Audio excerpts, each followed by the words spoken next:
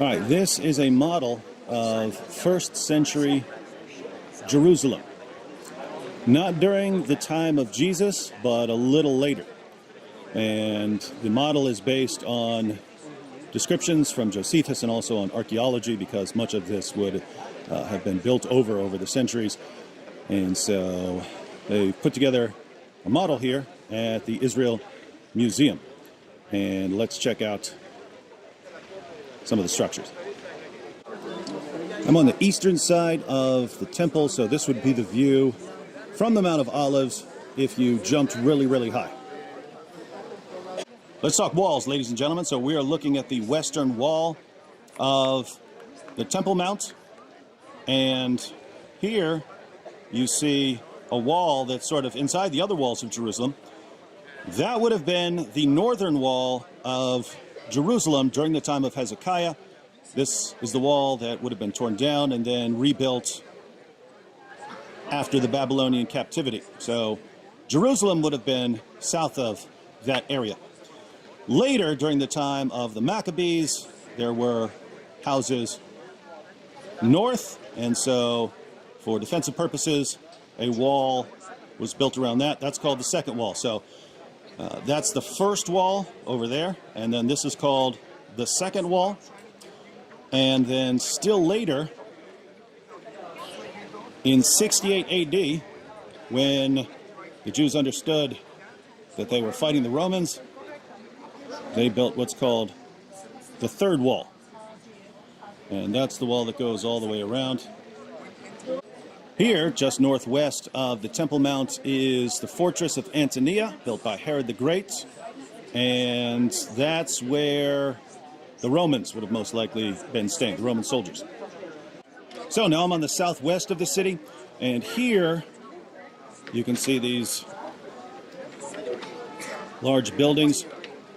That would have been Herod's palace. So that's sort of one end, and then you have a nice courtyard area, and then that would be the other end. This was built for Herod the Great, but this is where Pontius Pilate would have been staying.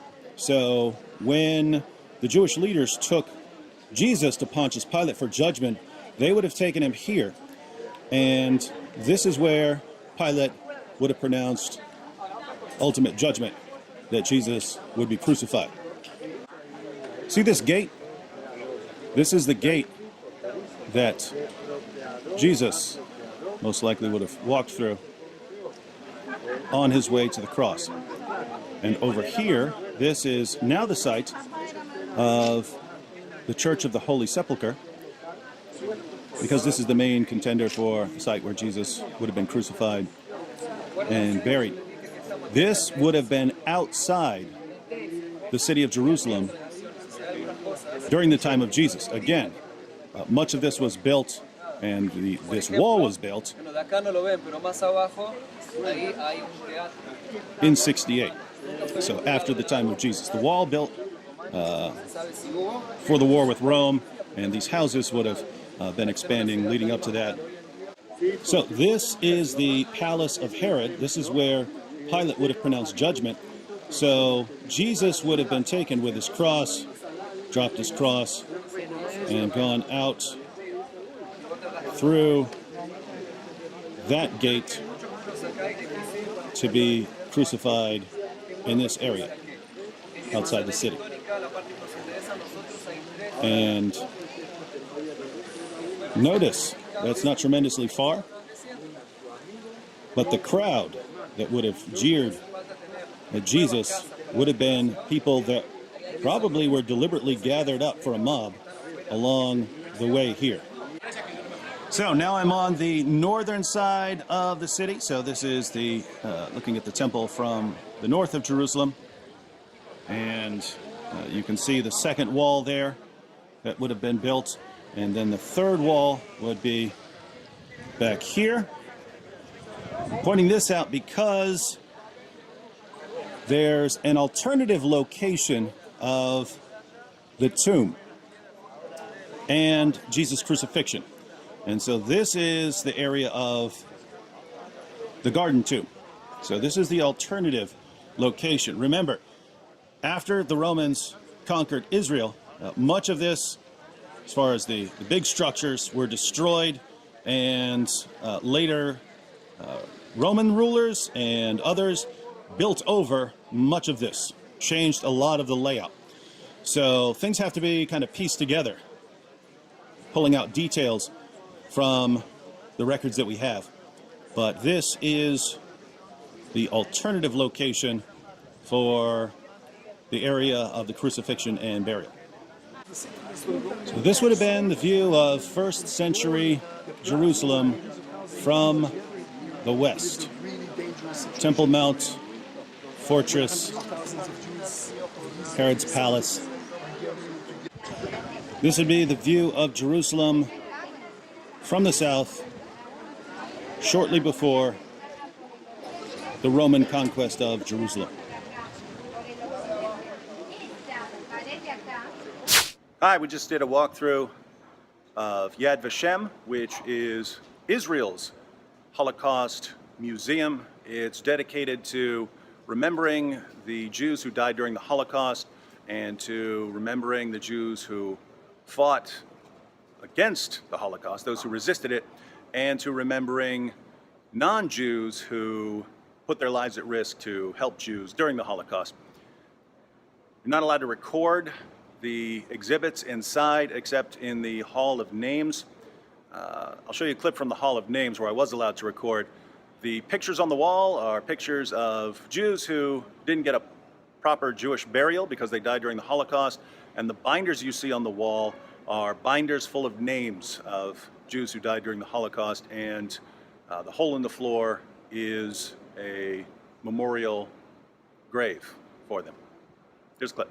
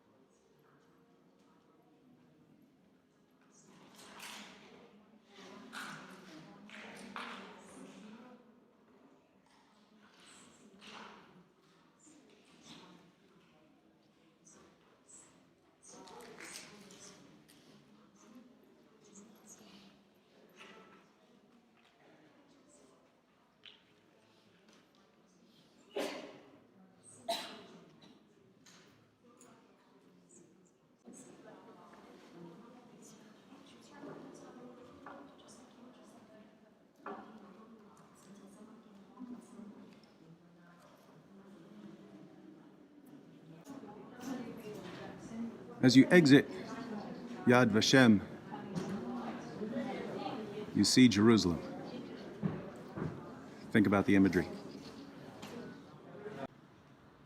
Now and forever, in memory of those who rebelled in the camps and ghettos, fought in the woods, in the underground, and with the Allied forces who braved their way to Eretz Israel, and those who died sanctifying the name of God. This tree is in the Garden of the Righteous, and this one's dedicated to this couple.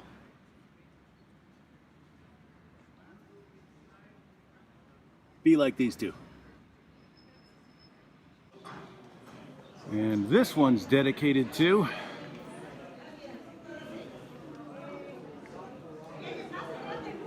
look her up.